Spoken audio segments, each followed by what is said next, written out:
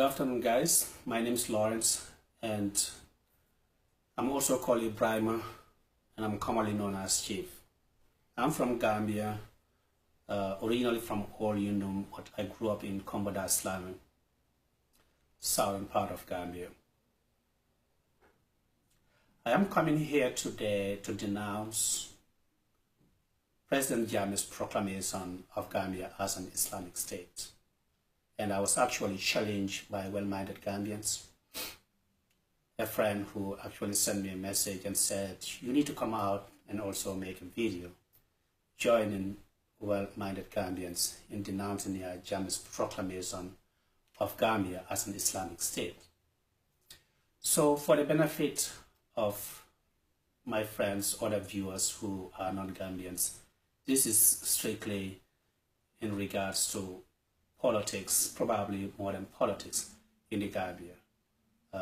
So I'm not sure how much this will be of interest to you, but I'm just thinking that if you have other things, important errors to run, I would advise you to do so. The reason is because not that I don't want you to listen to me, but this may not make so much sense to you, and you might waste a great deal of your time. So, mbadi Gambian call, mbal kontan, assalamu alaikum. The reason why I'm coming here today, again, like I said earlier, is that I'm here to join well-minded Gambians who want the future, who cares about Gambia in rejecting Jammeh's proclamation. If you guys recall last week, Jammeh, on the People's Tour, as he calls it, as he was rounding off that tour in Brufut, he made a huge surprise where he proclaimed Gambia to be an Islamic state. I guess upon his pronouncement, the news spread like wildfire all over the globe. Gambians everywhere were outraged, seriously outraged, and people reacted on Facebook, social media, as you know, trying to denounce and question this pronouncement. I guess in that few hours that people got this message of his pronouncement, things that really popped into people's mind would be religious issue. As you know, although Gambia is 85 to 90% Muslims, we do have Christians as well.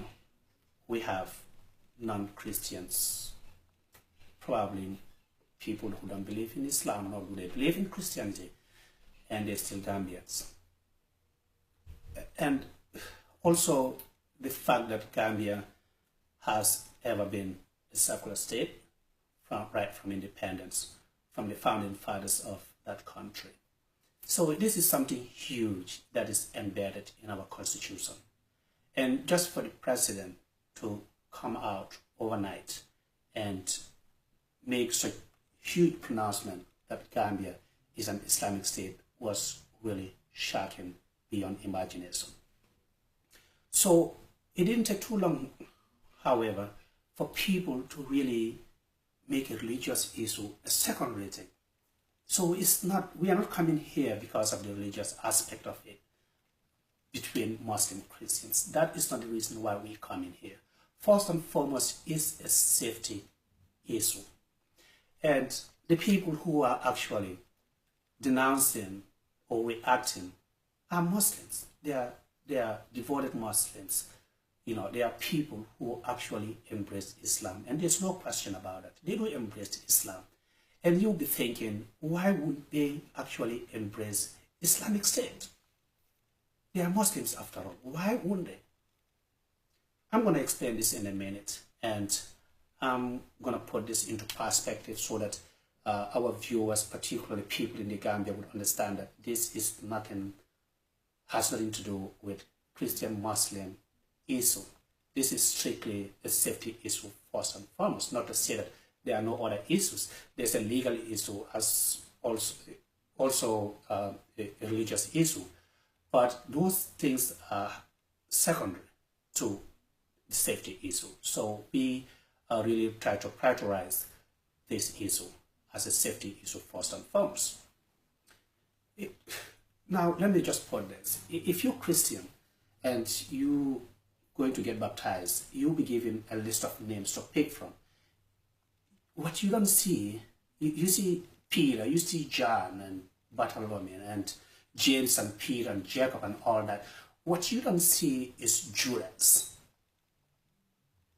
Why don't you see Judas? After all, he's also an apostle. He's a disciple of Jesus. He was among the 12 who were selected to be the closest disciples of Jesus Christ. Yet he was never selected as, it's not an option, it's never given as an option to be one of the names that you would pick. And by the way, let me just put that, picking these names and calling yourself Lawrence or Peter doesn't make you a Christian. It's some kind of an identity.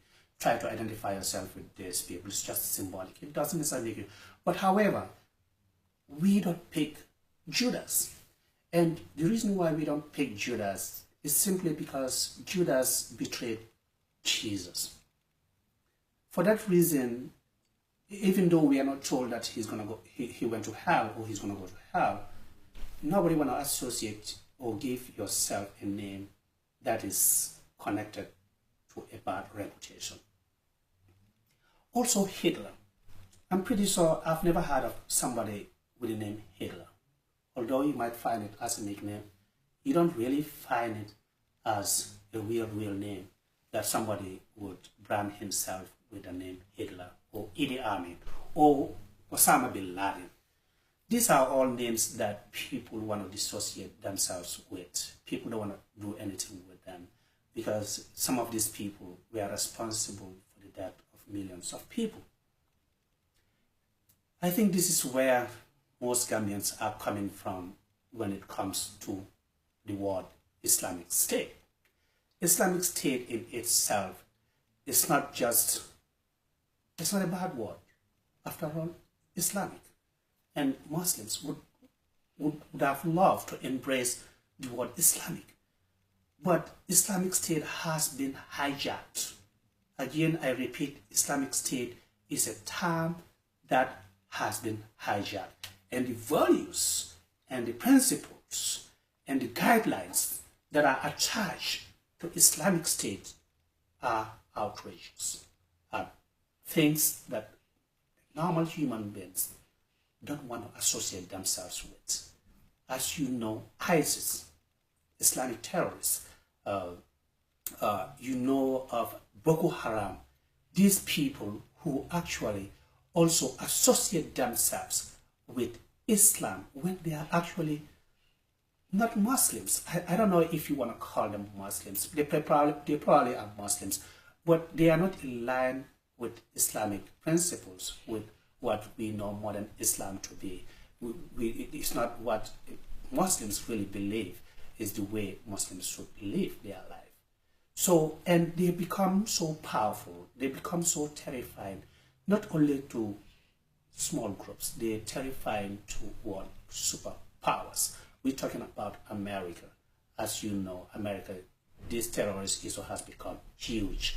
Russia and China.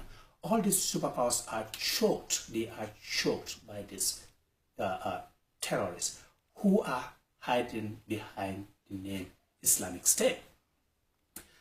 This is where people are coming from.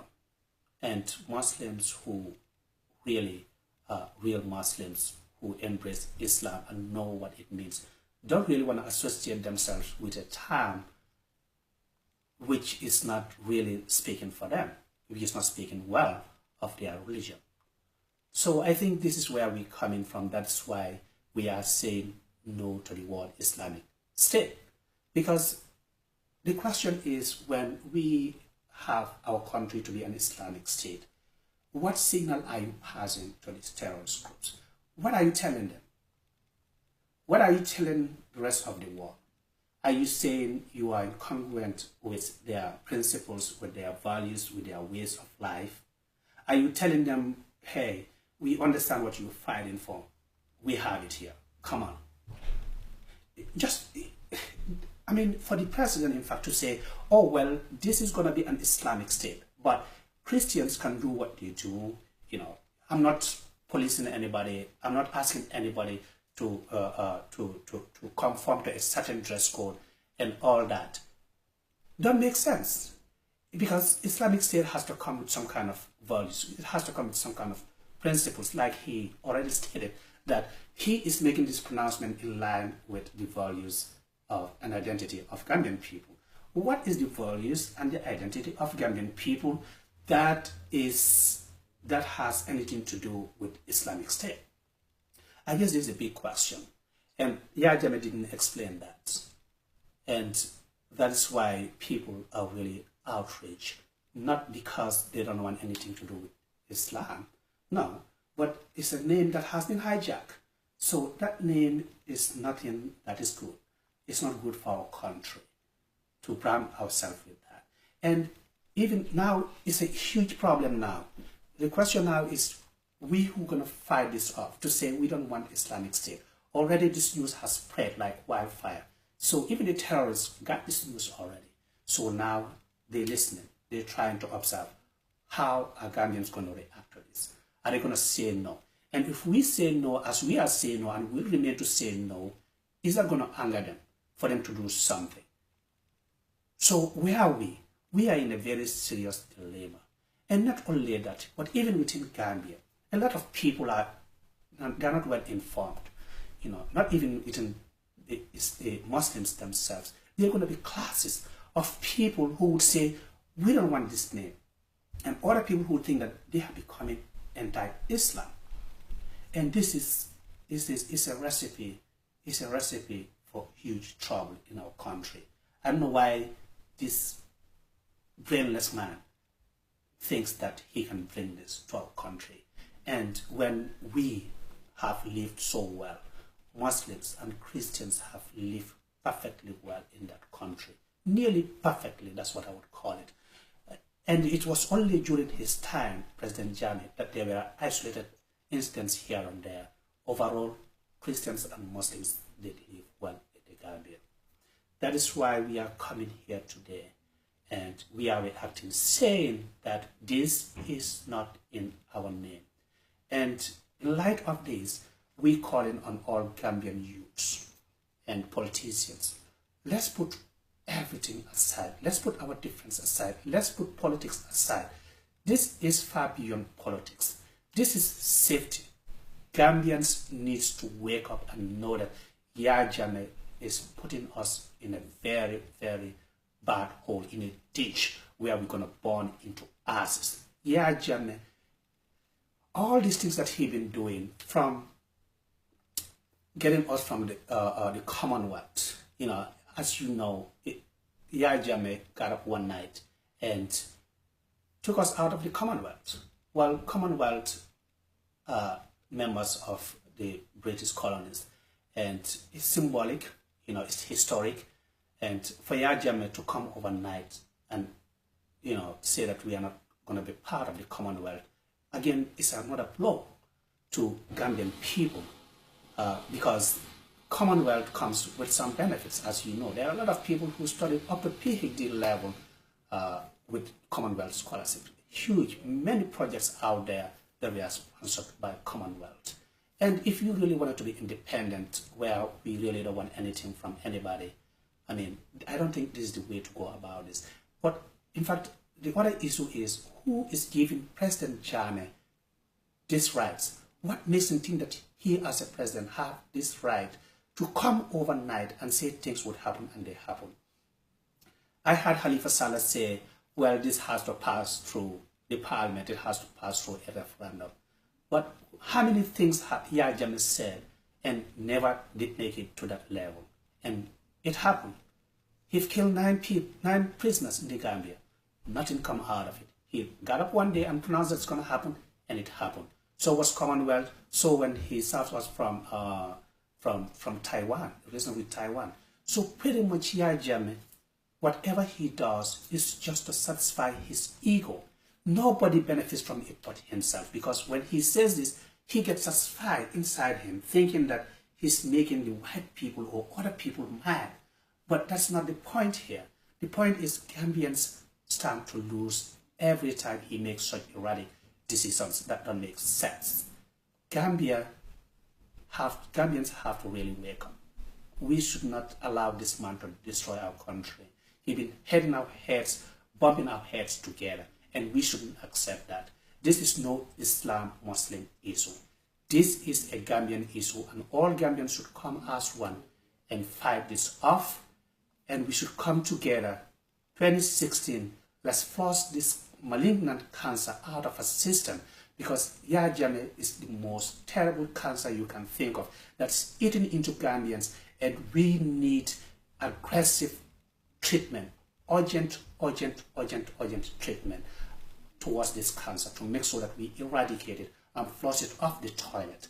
That's what I'm calling Gambians, and the politicians should be mindful, because if you don't stand up today, whatever comes next, you're going to be blamed for it, because you have all the power to come together, put your politics aside, let Gambians come together, let's put our difference aside and flush this cancer out of our system. This is my call. Allah Baraka. Menyomai.